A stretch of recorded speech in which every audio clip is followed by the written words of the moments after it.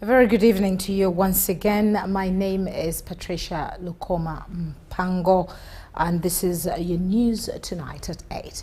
Now, straight away into the bulletin. President Museveni has today departed for Arusha, Tanzania, to join fellow regional leaders in celebrating the 25th anniversary of the East African Community. The event, themed Promoting Trade, Sustainable Development and Peace and Security for Improved Livelihoods, highlights the region's commitment to fostering integration and prosperity.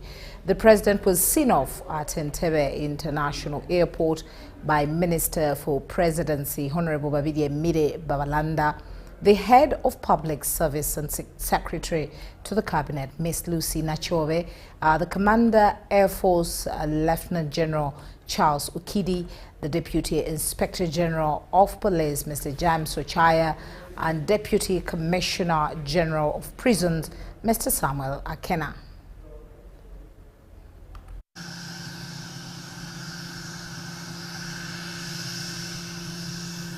Our people, by creating a big market for them where they can sell what they produce without limit. Now the second one is that strategic security, to guard us against all threats from wherever. You hear that the Americans have gone to the moon. The Chinese have gone to the moon. The Russians have gone to the moon. Recently, the Indians went to the moon. The Africans are here.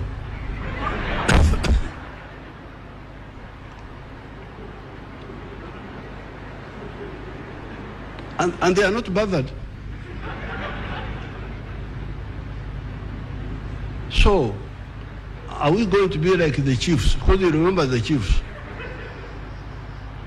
You remember the chiefs. When Vasco da Gama came and past years, anazunguka. And they couldn't see the danger and wake up and unite us. So people are going to, what are they going to do at the moon? Sisi tuko hapa tu. Wako huko juu wanatuangalia kama vidudu vile vinakula sukari. This is very dangerous. I'm glad you invited me. So that I tell you, because you are the ones who invited me.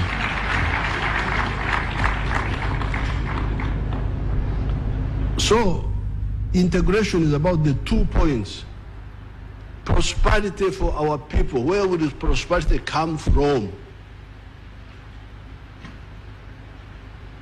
Ustawi wa jamii unatokana na omba, begging. Because if that, you hold it, you are strong.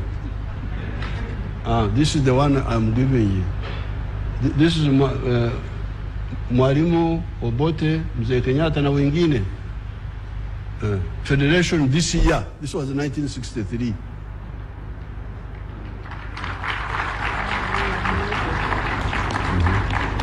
So one is for you again. The other one is for Iyala. The other one is for somebody else. You take them. So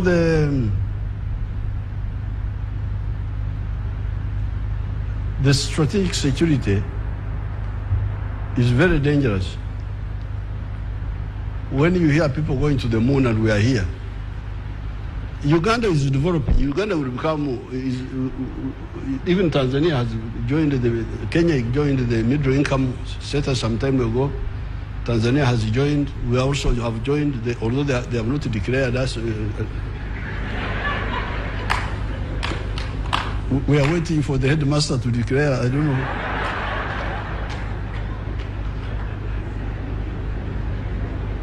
But we are developing. But even if we develop, even if Uganda becomes a first world country, can we afford to go to the moon? Can we afford? Why hasn't UK gone to the moon? They are here with us. UK, France, wote wako hapa na sisi. Wahindi wamekwenda kwenye mwezi, wamekuja, lakini the other fellows are here with us. So there is something about size. You need size to be able to do certain things. And in order to achieve this, so the first, why we insist on Pan-Africanism, number one, prosperity for our people. But number two, strategic security, to be able to guard ourselves against all these adventurers.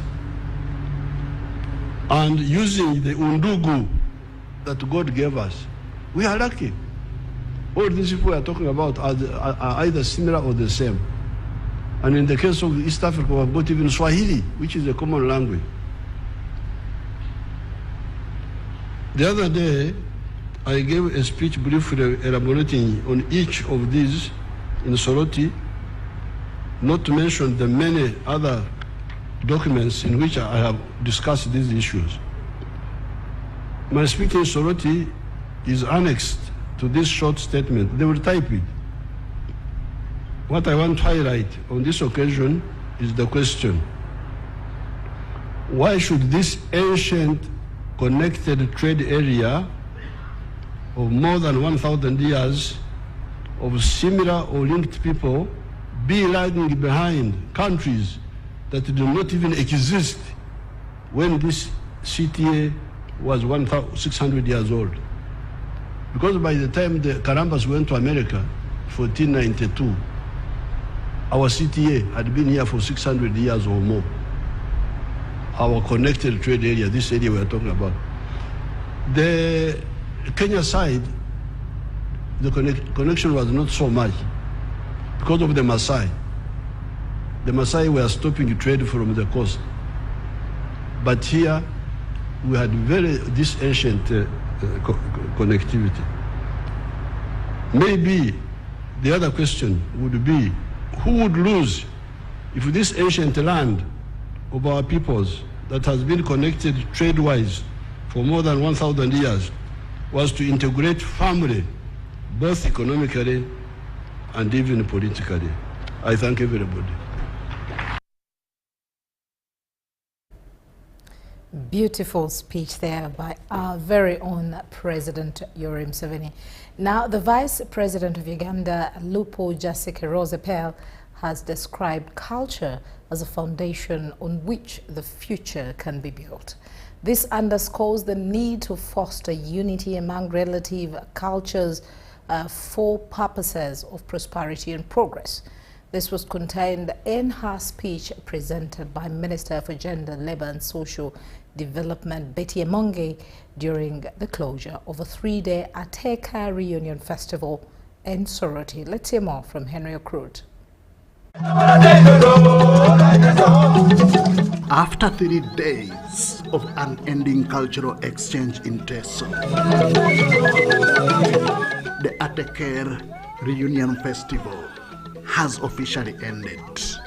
To represent the Vice President at this occasion was the Gender, Labour and Social Development Minister, Betty Amongi. The message centered on unity for development. The Ateker Cultural Festival is a step forward in advancing our common and shared mission. The gathering reminds us of the importance of peace as a foundation for progress. Unity, because without peace and unity, our dreams cannot take root. We must strengthen harmony among all the affected communities and beyond. The Vice President emphasized the culture as a foundation for development. Messages also carried by the Emorimor, Papa Paul Sunday Emerald. Culture is not just about the past. It is the foundation upon which we build the future.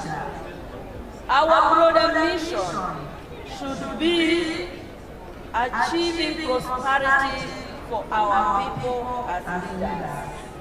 by harnessing our resources, talent, and unity, and fighting poverty and creating wealth for all the people in our communities. We should not be again calling ourselves names. If you got an episode in Karamoja, you know that is your brother. If you got a Karamoja who's in Jesus, you know that is your brother.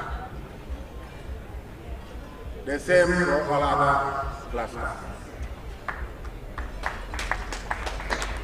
Let's stop discrimination among ourselves. That we are an episode from Soroto where you cannot access the services here. The closing ceremony was graced by the Ethiopian ambassador to Uganda, whose own Ateker from Ethiopia actively participated in the reunion.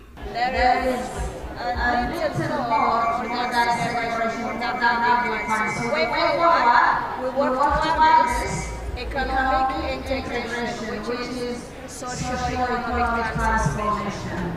We acknowledge their challenges between the Ateker communities, but in coming together, this has demonstrated that it's impossible to find lasting common solutions, and we should transcend and transform our communities for prosperity of our day and future generations, with our home boundless, limitless of possibilities of greatness, and continue to welcome you with love. From the participants, the occasion has not been a waste of time, but a move towards a common cause of development amongst the Ateker and beyond.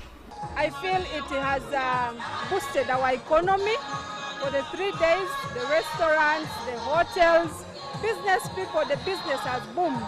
People have got money. It has helped raise our economic power in these few days. So I encourage all the Ateker people, so especially in Uganda, to embrace unity.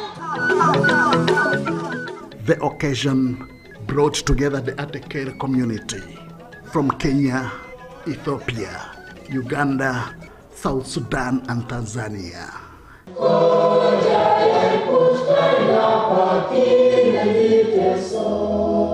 Henry Okrut, UBC. Well, thank you very much there, Henry Okrut. Now, judiciary officers have asked to administer justice in line with God's laws. This was communicated by Bishop Joshua Lwere, the General Overseer of the National Fellowship of Born-Again Christians, during the first ever judiciary prayer breakfast held at the judiciary headquarters in Kampala.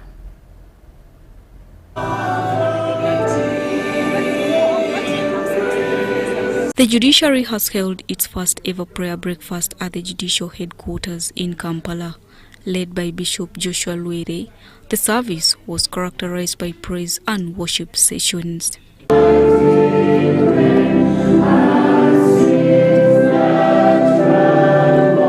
In his sermon, Bishop Lwere based on 8 principles, including administering justice in line with God's laws and with impartiality. So, judges, magistrates, judicial officers represent God in their judicial role. Justice of Uganda, Alfonso Windolo, who also doubled as the chief guest, emphasized that whatever they apply in line with their judicial duties had biblical backing.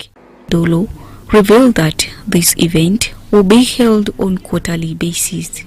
So when we feast like this, it is because it is in our nature. We thank God for who we are. We ask Him that as human beings, we fail every day in our thoughts, in what we do, and in what we fail to do. We fail the Lord, and we still ask Him. And when He never tires of listening to us. So when we have an opportunity like this, we praise Him, we thank Him. The Chief Registrar, Sarah Langsui, highlighted the reasons why as the judiciary decided to come upon with this prayer breakfast We thank him for good health. We thank him for healing those who have been sick. We bless the Lord for that. We thank God for employment. There are about 45 million Ugandans, but it is us who are here serving in the judiciary in the different ranks. We are thankful to God for that. The service was attended by judicial officers, support staff, and the clergy, among others. Deborah Namamonde and Viola Nansuwoga compiled this. Now, President Yoweri Museveni has commended Busitema University for its strong emphasis on science and technology education. Speaking through Vice President Jessica Alupo at the university's 15th graduation in Busia district, the president highlighted the critical roles of science in advancing societies and ensuring progress. Let's hear more in this report.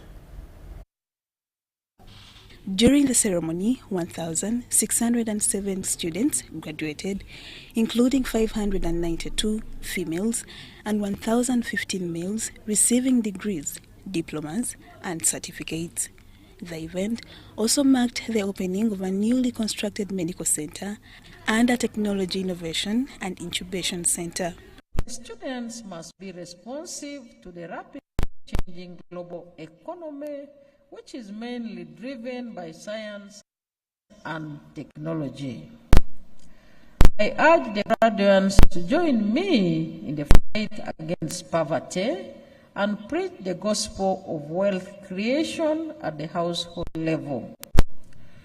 The medicine for poverty is eliminating subsistence farming, where people work. In her speech delivered on her behalf by the Minister of State for Higher Education, John Chrysostom Muyingo, First Lady, and the Minister of Education and Sports, Janet Museveni, emphasized the transformative role of higher education. I thank everybody who has contributed to what we are celebrating today. We thank your parents and guardians for the hard work and determination that has made this day. I also wish to thank Busitema University Council, management and staff for the work well done. To the graduating candidates of 2024, I offer my heartfelt congratulations. I appreciate your resilience, intellectual curiosity, and perseverance that has given us a reason to celebrate today. Today, you stand as a testimony for what has been achieved through dedication and your thirst for knowledge. Congratulations. As a government, we understand the crucial role higher education plays in shaping the future of the younger people of this nation and beyond. It's not just about earning a degree or acquiring knowledge. It's about developing the skills to think critically, to innovate, and to contribute meaningfully to the world around us. We have no doubt that the education you have received has equipped you with the tools to tackle the challenges of our time, whether in the field of technology, business, and science.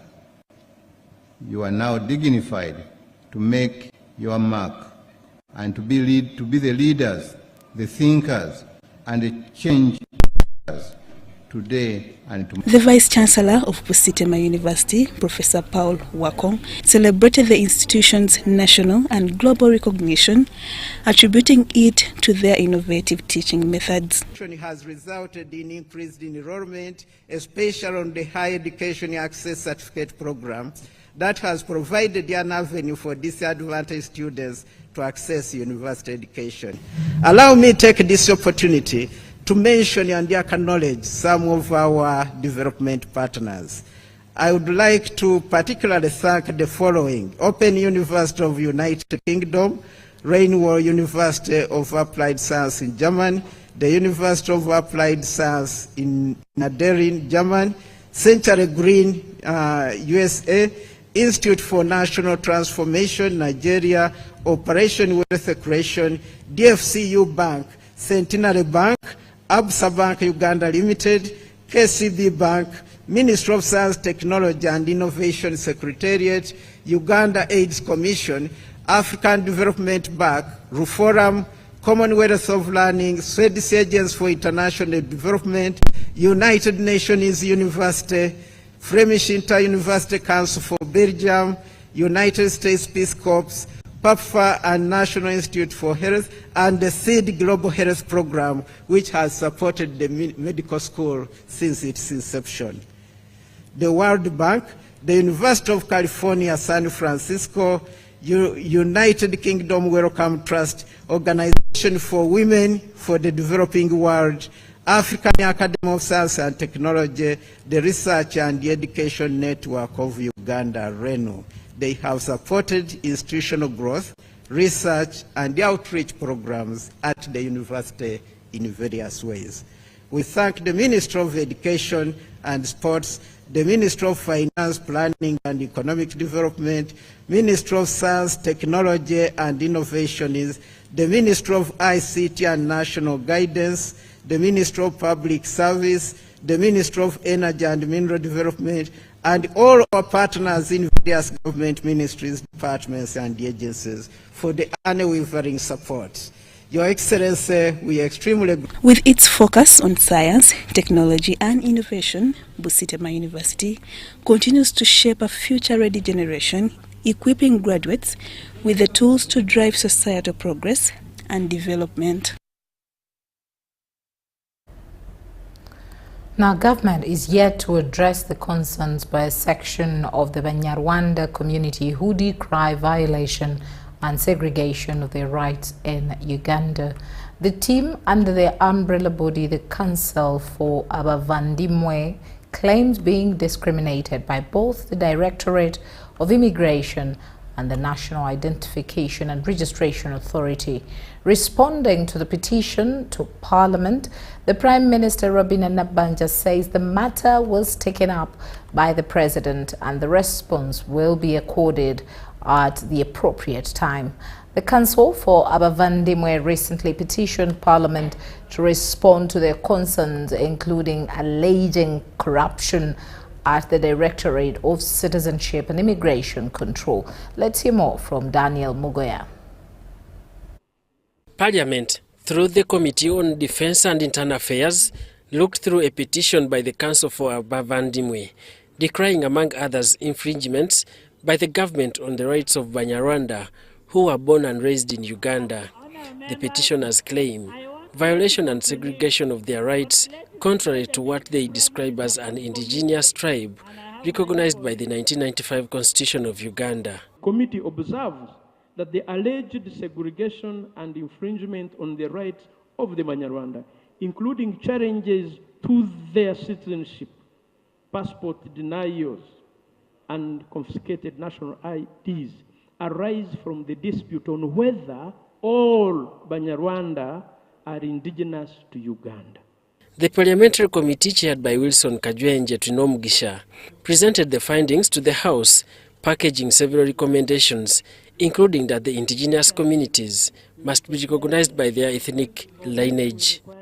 Banyarwanda, who cannot trace their ancestral lineage but have lived in Uganda since birth, should seek alternative forms of Ugandan citizenship of naturalization or registration as outlined by the law. But the House did not adopt the report after the Prime Minister Robina Nabanja told the MPs how President Yoweri Museveni engaged the stakeholders on the matter. The team that brought a petition here already met the President, like I said. Now, you cannot denounce what you have never been. People that had never been to Rwanda and have never assumed the Rwandan nationality cannot be forced to denounce a nationality that they have never belonged to. The passports. The Speaker of Parliament, Anita Among, guided at the House admits to the executive in handling the matter. So we will not adopt the report because the other one supersedes the report of today. So we want to thank you. We will wait for your response. The issue is now about time frame because as we are talking, these people want passports. They want their documents and they don't have IDs. So I would seek your indulgence through the Madam Speaker. I am now giving a time frame. Honorable Speaker, I beg that government be given 2 months to act on this. Daniel Mugoya, Gloria Gutabinji, UBC News. Now, amidst concerns of dwindling revenues, broadcasters through the National Association of Broadcasters, NAB, they have tipped off government and on addressing the policy gaps they have faced to help them stay afloat. This was communicated at this year's annual Broadcasters Conference, which brings together public and private sector stakeholders to discuss issues pertaining to the media and its regulations. Chairperson of the National Association of Broadcasters, Innocent Nahabwe, has reiterated the association's awareness of low salaries in the media, attributing this to the lack of a minimum wage bill and the stiff competition media houses are now facing with social media. We understand that we pay very little, but it's not just only us. We operate in an environment where there is no minimum living wage. He further raised the concern of UBC's limited free-to-air coverage, which has left many people in rural areas barred from accessing local stations affordably. As you all know, before digital migration, all one had to do was buy their TV, buy an aerial, plug in, and they'll watch TV. Now for you to watch TV, so long as you are beyond this small Kampala area, across the country, for you to watch TV, you must pay. Despite registering the concerns, UBC's managing director cites infrastructure funding gaps in the total digitalization agenda for total coverage to be realized. The genesis of digital migration, I think that's where the crux of the issue was and still is, because the funding of digital migration was never fully budgeted for, and this necessitated UCC to step in and did fund the 18 sites that were put up. And the 18 sites that were put up, it wasn't 100%, because in broadcasting you must have redundancy. So each site is in it's a pair, a twin of everything. 2 transmitters, 2 cooling systems, everything is in pairs, such that once there's a downtime, the other sets in as you are doing the repair. Keynote speaker at this conference was the Inspector General of Government, Betty Kamya, who spoke about the media's role in combating corruption. You have the instruments, you have the ammunition to arm all Ugandans. All Ugandans need to be armed. Our mindset should be at war with corruption. Hosted by Uganda Communications Commission, this year's conference was under the theme Strengthening Accountability, the Role of the Media in Balancing Freedom and Responsibility. The guest of honor was the Minister of State for Information, Communications and Technology, Joyce Nabosa Sebugwao. Any abuse of government airtime, including non-appearance without valid reasons, tardiness, or the sale of airtime, will incur appropriate sanctions under established government procedures. Wadulo Arnold Mark, UBC News in Kampala. Thank you very much there, Mark Arnold Wadulo. Now, as we move back into Parliament, government through the Ministry of ICT and National Guidance has committed itself to prioritize technology in order to promote job creators and not job seekers. This was revealed by Amina Zawide, the Permanent Secretary, Ministry of ICT and National Guidance, while presiding over the 17th graduation ceremony of Uganda Institute of Information and Communications Technology. And we are saying that for us to improve how we get services, we have to take so many services online. Food delivery, package delivery. It could be that they are delivering your passport to you at your home. You don't have to go and line up for it. It could be that they're delivering your driving permits. You don't have to go and queue up for it. But of course, currently we have improved that service as government. You do apply for your driving permits online. You go get it physically, but it takes a very short time. So IT is there to help us improve. Leveraging on the emerging technology as the theme of the graduation connotes improving service delivery and promoting job creators. So if you notice, our students, they make prototypes, they have apps and systems that they produce that are used by others, and in such a way they actually employ many of their colleagues. The alumni of UICT Institute and CEO of Sumic IT Solutions have urged graduates to seek internship and volunteering spaces and prove themselves capable for jobs. So when you come in a company or an organization, for me I will speak from our company, and tell me that you want a job. In most cases I may not give you attention. But if you come and tell me you would want to be given an opportunity to exhibit your skills, maybe as an intern, as a volunteer, I'll give you attention. Because in our companies today, we always like to work with people whom we have observed for some time, maybe as interns, as volunteers, because with that we get to see your potential. The graduates have already started practicing the learned IT skills and applaud government for an opportunity of education. We want to build on the data set that in the near future we can trust that it can help give us an accurate prediction on current market prices, and also as we do this we want to keep farmers informed about the 4-acre model. So what we have right now is a farmer is able to get a daily information about the 4-acre model in SMS and in the language that best suits them. And I can assure you, I have not gone the way I came. I have acquired a lot of skills. For example, in our project that we did an app that involves you getting a hospital using your mobile phone. So we were able to do it, and many people here did a lot of projects as you could have moved around and seen. And therefore, we would encourage every Ugandan out there that this is your institute. It's a government institute. Please come, study and get these skills. They will help you in developing our country. Winnie Ainembabas Katwire and Mike Bakabulindi for UBC.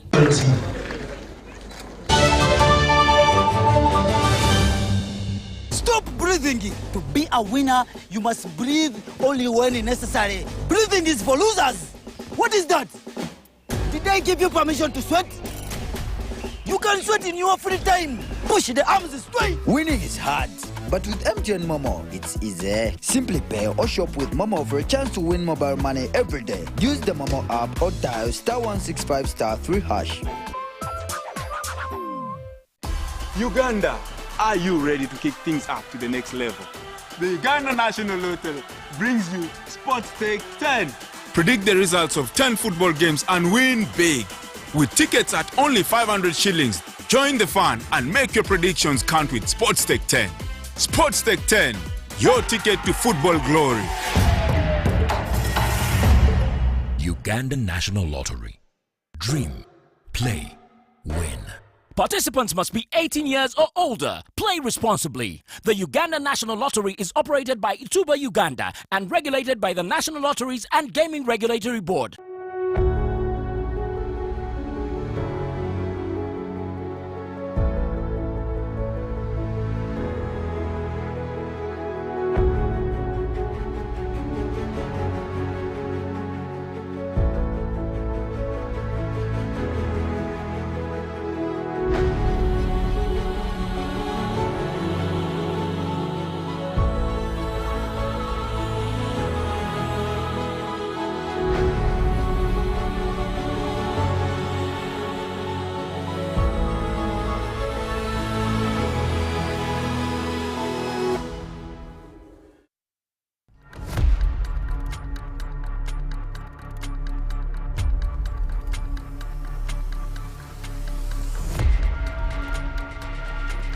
Uncle Mo, asibi koja tukwasa. Vayo na wasajja batusonyiye. Chikakasi. Vayo. Government has done it. Uganda Revenue Authority has taken you off the burden of paying interests and penalties. All you have to do is to pay your outstanding principal tax to benefit from the waiver of interests and penalties that runs till the end of December 2024. Call us on our toll-free line or email services@ura.go.ug. Uganda Revenue Authority.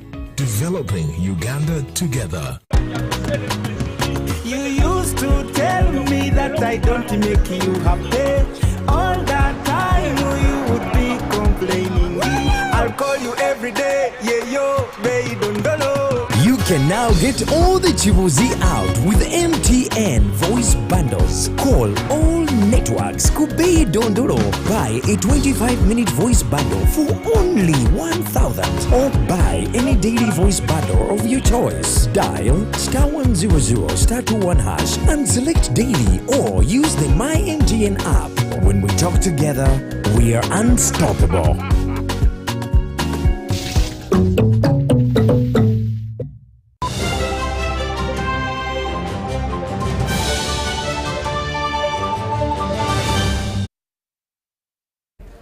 Welcome back from that short break. News Tonight continues. The Director of Research and National Agricultural Research Laboratories in Kawanda, Dr. Roboni Tumuhimbise, has emphasized the critical role of agricultural research in combating malnutrition across East Africa.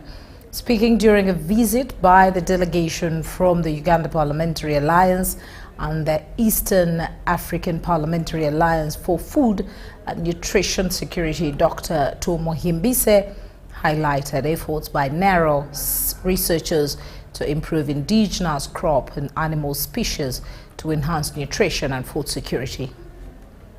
A delegation from the Uganda Parliamentary Alliance and Eastern African Parliamentary Alliance of Food and Nutrition Security has had a benchmarking visit to the National Agricultural Research Laboratories.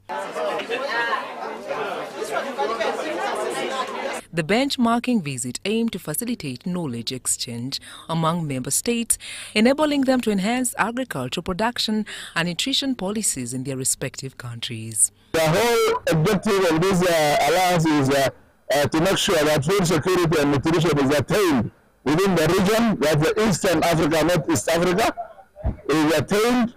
And every year we meet somewhere in one of the countries to discuss and share the experiences and the good practices that has been done in some of the countries. And we replicate in the other countries where the good practices have not been done yet.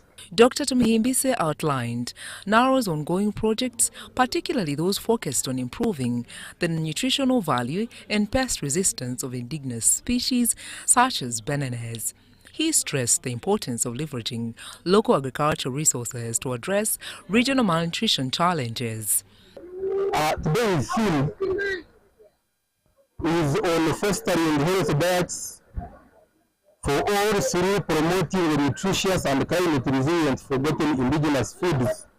So we are trying to enhance bananas for micronutrients, and in this case we are targeting provitamin A. Provitamin A, it is a precursor for vitamin A. Dr. Tumuhimbise called on the visiting parliamentarians to advocate for greater investment in agricultural research. We got parliamentarians from East Africa, parliamentarians from Uganda, and one of their interests was in bananas. The work that we are doing on improving the bananas, which are indigenous to East Africa. We talked about doing improvement conventional breeding of bananas.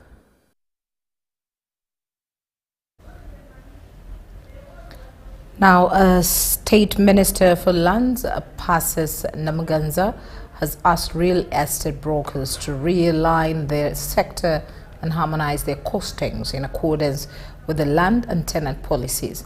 While officiating a stakeholders consultative meeting on the draft real estate bill in Kampala, Namuganza tasked real estate managers to also work in tandem with the country's physical planning policy. Let's hear more. Real estate sector has no law. You can imagine. We are the biggest taxpayers and there is no law. There was a lot of confusion.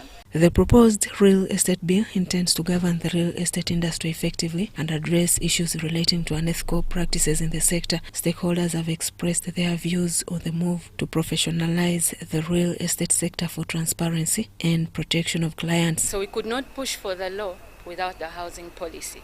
Now we had to get the housing policy in place. So it took some time, but after the housing policy came in place, we embarked on the real estate bill. The 6th consultative meeting on the real estate bill held in central Uganda brought together the academia, political leaders, developers, brokers, agents and representatives from relevant ministries. Delighted to see that at least a plan to redefine this industry, the way it's been operating. It was therefore necessary that government puts in place a legal framework to curb these challenges and also ensure that the sector operates in a fair, ethical and sustainable manner. During the consultations, stakeholders emphasized the importance of a collaborative approach to addressing challenges in the real estate sector. Stakeholders expressed views on the move to professionalize the sector for transparency and protection of clients. There's also construction, there's surveying, there's land documentation. If the documentation is lacking, you find that someone has an agreement from the LOC stamped, and they say, this is my land, I can use it for whatever I want. All this should be included in the bill so that it can help us on the planning bit of it. The State Minister for Lands, Patricia Lukoma, asked real estate managers to realign their sector and harmonize their costings in accordance with the land and tenant policies. Lukoma tasked the real estate managers to also work in tandem with the country's physical planning. You'll be the ones now to help us organize the country, but you are putting up now very serious structures which have no plan. She says the ministry will organize a workshop to orient all real estate managers into modern physical planning for organized developments and also ask them to focus on low-income developments rather than high-end properties. You can do better. You can even make more money if you were now focusing on low-income houses.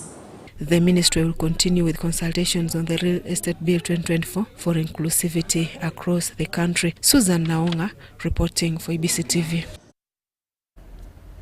Now into the Ministry of Health. Minister for Health Dr. Jane Ruth Acheng has revealed that they are in a process of developing a malaria elimination strategy that will act as a framework to guide the programming and implementation of intensified efforts towards malaria elimination by 2026-2030.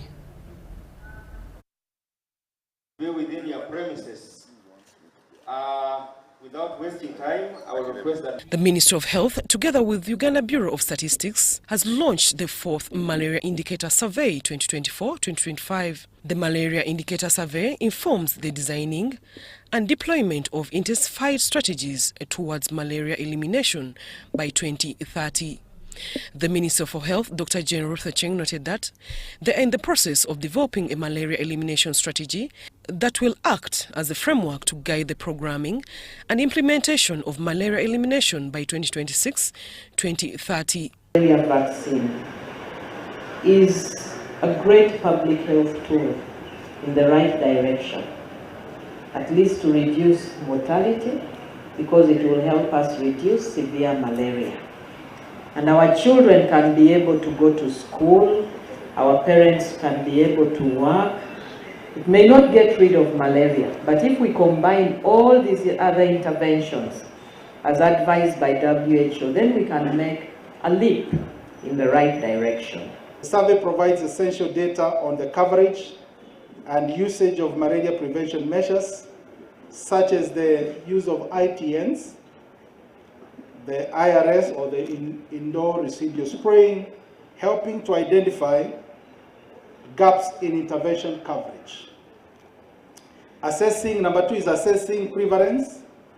It evaluates the prevalence of malaria and related morbidity, enabling the health authorities to understand the disease impact on communities. Malaria indicator survey is conducted after 3 years and is an important source of population-based malaria data, prevalence and accessibility of existing services.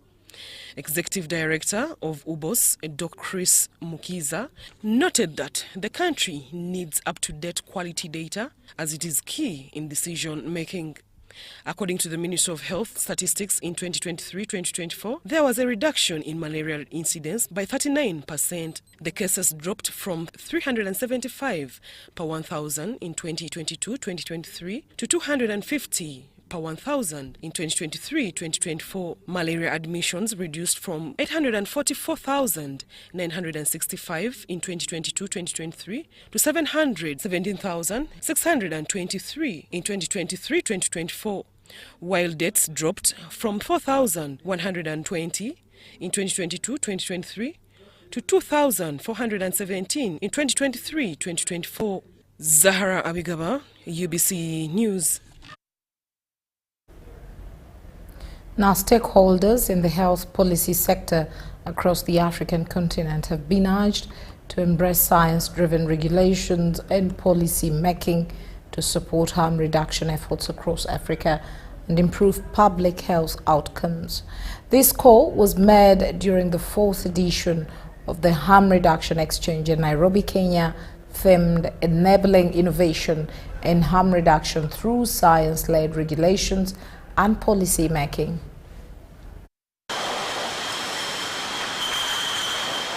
Harm reduction involves policies, programs and practices aimed at minimizing the negative health, social and legal impacts of substances like tobacco, alcohol and opioids. Governments from across the African continent are urged to strengthen tobacco control laws while integrating harm reduction strategies. Science-led regulation isn't just a tool, it's a bridge. It connects innovation and impact and ensures that the solutions we create reach the people who need them the most. So if we embrace this bridge, we can rewrite the narrative of harm reduction in Africa and beyond, and we can move forward from a place of despair where harm seems inevitable to a place of hope where we empower individuals to live happier, healthier, safer lives.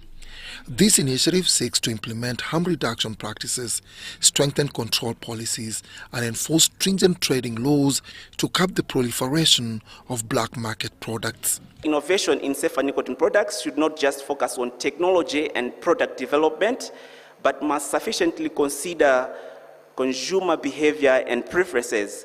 And for these harm reduction technologies to succeed, we must contextually address why people smoke and what motivates them to switch or quit smoking. Then we develop a product that is feasible for that context, and we accompany that with sensible regulation instead of just copying and pasting solutions from elsewhere to our local context. Public awareness and collaboration. By collaboration, I mean we need partnerships across the globe and across researchers, businesses, communities, churches, and governments. When everyone works together, we get solutions that are practical, inclusive, and culturally relevant. The 2024 Harm Reduction Exchange emphasized the value of evidence-based strategies in policymaking to save lives, reduce public health burdens, and regulate products differently for greater societal benefits. As journalists, it's our responsibility to communicate these complex issues with clarity, accuracy, and a balance. We are the bridge between scientific findings and the public's understanding of those findings. This is where the role of ethical journalism becomes not just a responsibility, but an obligation. Dennis Igor for UBC News. The government and private partners have implemented numerous interventions in Kalangala district to combat HIV/AIDS, leading to a significant reduction in AIDS prevalence in the district. The collective efforts of these stakeholders have resulted to a notable decline in HIV cases, a testament to the effectiveness of their collaborative approach. Haruna Mtesa Sira has more. In Kalangala district, the government and transcultural psychosocial organization TPO Uganda have made significant strides in HIV/AIDS prevention. The ultimate goal is to empower individuals affected by HIV/AIDS to become resilient. Activity of seeing children have a better life, of supporting children suppress, of supporting children to attain their goals in life. Even when you're HIV positive. Government of Uganda, it's been consistent in every activity that we do, whether it is mental health, HIV, gender-based violence, livelihoods, disaster risk mitigation. The leadership of the government of Uganda has been not just critical, but essential. Transcultural Psychosocial Organization TPO Uganda and government ensure that people know their HIV status, enrolled on treatment, archive viral suppression, protected from stigma, and their households economically empowered. Achievements of the KCHS program, especially cognizant of the fact that as we get towards World AIDS Day, the world is gearing and working towards the 95-95-95. And I am really excited about the achievements that have come through with the generous support of the American people through PEPFAR and USAID, which have allowed us to reach more than 20,000 folks through the KCHS program.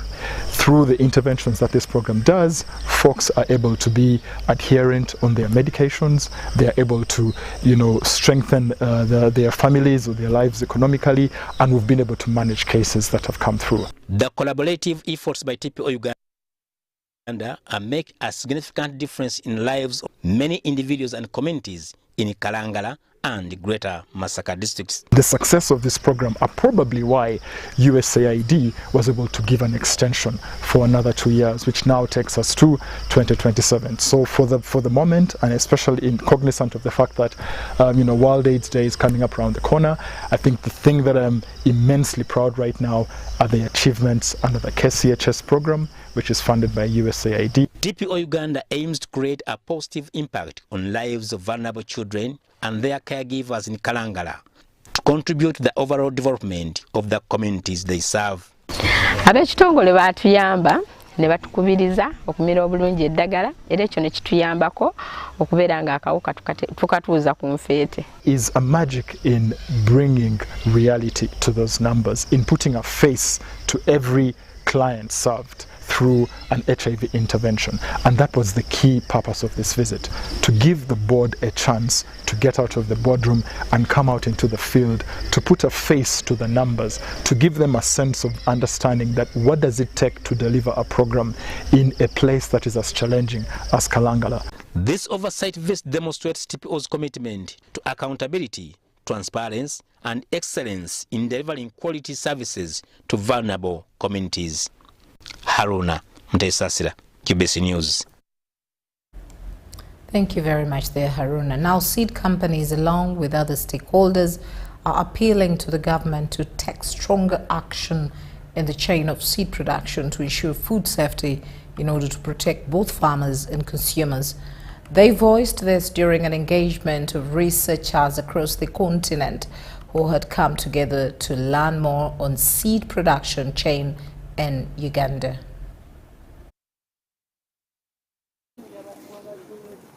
In Uganda, agriculture is the backbone of the economy, providing employment to millions and ensuring food security across the region.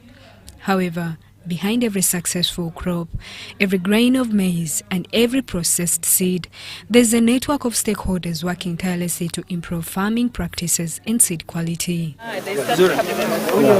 Recently, key players in Africa's agricultural sector gathered in Kampala to exchange ideas, learn from each other, and tackle some of the continent's most pressing challenges in seed production. We wanted those who are doing very well to show those approaches and models they are using to those who are still lagging behind, to learn, so that when they go back, they're able to adopt and implement some of those best practices.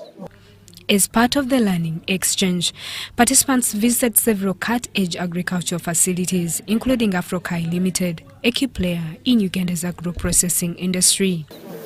So on the third day, we decided to come out to the field to see what is being carried out on the ground. However, the challenges are not limited to production alone. One major concern facing Ugandan agriculture is the issue of aflatoxins, poisonous toxins that contaminate crops during informal trading and storage. Aflatoxin challenges is all to do with discipline. Number one, business is supposed to be operated by regulated people. But business grains and trade in food is 80% informal. Now, with the problem of informal trade, it is very difficult unless the government comes up, and the government should take responsibility because it's not doing what it's supposed to do. The importance of high-quality seeds cannot be overstated.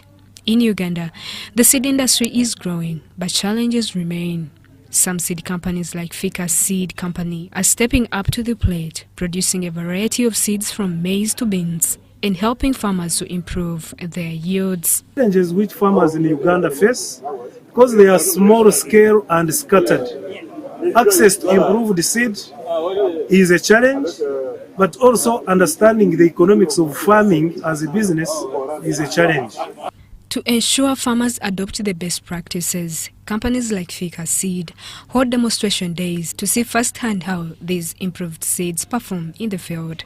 To address these two challenges, Fika works with agro-input dealers who are located in rural areas, but also Fika works with a number of agencies to put up what we call demonstration gardens.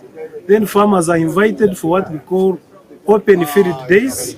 They see how the seeds have performed on the research units or plots, and they go and practice on their own farms. Intellectual property rights are also playing an increasing role in fostering innovation in the seed industry. The main issue is that a lot of investment goes into plant breeding. So once a breeder comes out with a variety, you have an IP right to the variety that you produce. So it is very important that we protect the interest of the breeder. Throughout the event, the focus was on solutions that can address challenges faced by the seed sector and exploring opportunities for collaboration. Capacities of companies like this one that are seed, so that are healthier companies are able to produce more of high quality seed. So that once the farmers are then planting seed that they buy, it is high yielding, it is also drought resistant, it's also more nutritious as well, and therefore it helps farmers themselves to get better yields. As Africa's agriculture sector continues to evolve, the collaboration between governments, businesses and farmers is key to securing a sustainable food future for generations to come. Justine Nakami, Susan Nabugude, UBC News. Now, Post Bank Uganda Friday launched a nationwide blood donation drive at its headquarters on Nkrumah Road, responding to Uganda's severe blood shortage. The event, presided over by the Managing Director Julius Kaketo, aims to mobilize staff, customers and the public to donate blood, ensuring life-saving supplies for accident victims, surgical patients and mothers in childbirth. Sandra Kehunde has more. During the event, Post Bank Uganda Managing Director Julius Kaketo emphasized the bank's commitment to social responsibility, stating that a healthy population is crucial for national development. We believe in sustainability, we believe in creating impact, and one of the ways to create impact is social impact. If you look at economics in terms of development, we want a productive population. For the population to be productive, they have to be healthy. So as Post Bank, we chose health as one of our pillars to drive our sustainability journey. Uganda Blood Transfusion Services highlighted that the country requires over 1,000 units of blood daily, making such initiatives essential. Blood on a regular basis. We have been there to serve these patients in need. Please donate blood on a regular basis. We are here to collect 150 units of blood, but we can collect more because we need more. 460,000 Meanwhile, the bank also reassured customers of the safety of their transactions following a recent counterfeit incident at its Mbale branch. Internal controls detected the anomaly early, leading to staff suspensions and arrests.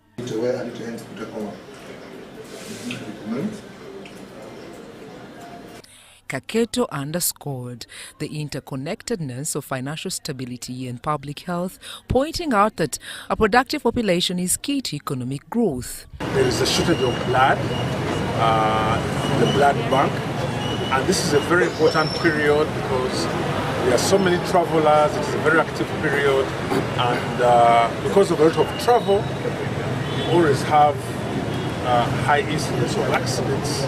For a country to develop, you need everyone involved, and for Ugandans to benefit from economic advancement, they need to be productive, and you can only be productive when you are healthy.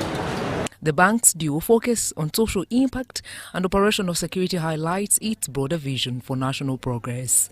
Post-bank plans to extend this drive to northern, eastern and western Uganda, reinforcing its dedication to fostering prosperity. Sandra Kahonde, Proscovia, Chotawaire, UBC News. At Uganda Development Bank, we are committed to empowering communities by supporting projects that unlock excellent economic benefits for Ugandans through job creation, tax contribution, output value, and foreign exchange. We seek partnerships with projects that drive economic development in Uganda. Vocational education does more of equipping of different skills,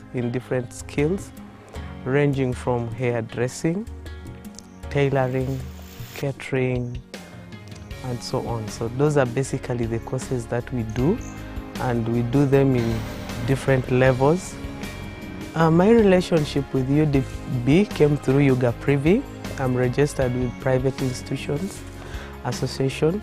So one time we were invited for a meeting as proprietors of schools, and UDB sold in their idea of offering loans for some of us who are still developing. So Ray happened to be one of those that is not yet fully established. Of course, being a private institution, we didn't have enough structures. So I applied for a loan, and that is how our relationship started. And yeah, so I got the first installment, putting up the preliminaries and the substructure, and the structure is being worked on. I really want to thank UDB so much because the interest is pretty low, and I must say, UDB nafunamu. Thank you so much UDB for supporting vocational education.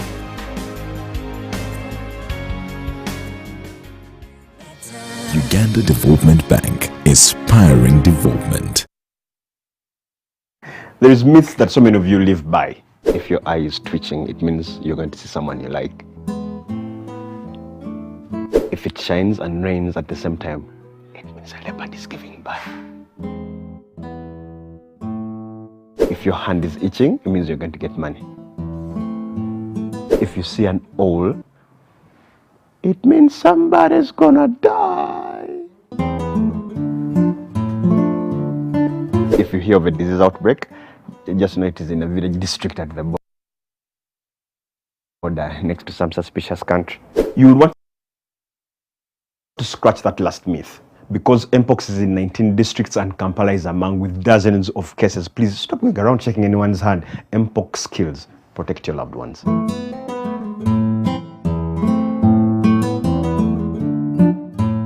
The Homes and Construction Expo is back. Are you looking for answers to your property and real estate development questions? Come and interact with experts in the industry, including architects, engineers, developers, interior designers, financiers, and more from 30th November to 1st December 2024. The expo will be at the Millennium Park, opposite Philip Omondi Stadium, under the theme Affordable Housing, Innovations and Technology. There will be captivating exhibitions and insightful discussions daily. Entrance is only 10,000 shillings per day. To book a stall, contact 0772 354 940. The Homes and Construction Expo is brought to you by New Vision. In the heart of Uganda, financial revolution is happening. We were once left out, saving the old-fashioned way, with an unexpected saving spot, keeping it too close for comfort.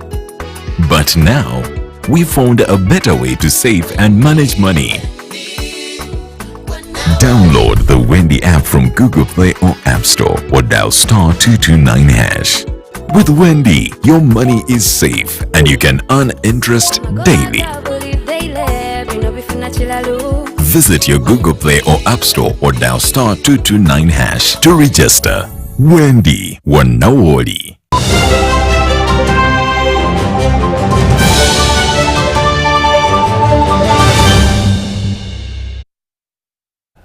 Now, before we sign out, let us wind up with a business segment where Luweero Assistant Resident District Commissioner Annie Nabukenya has encouraged residents of Gender and Greater Luweero and Ugandans in general to embrace Islamic banking.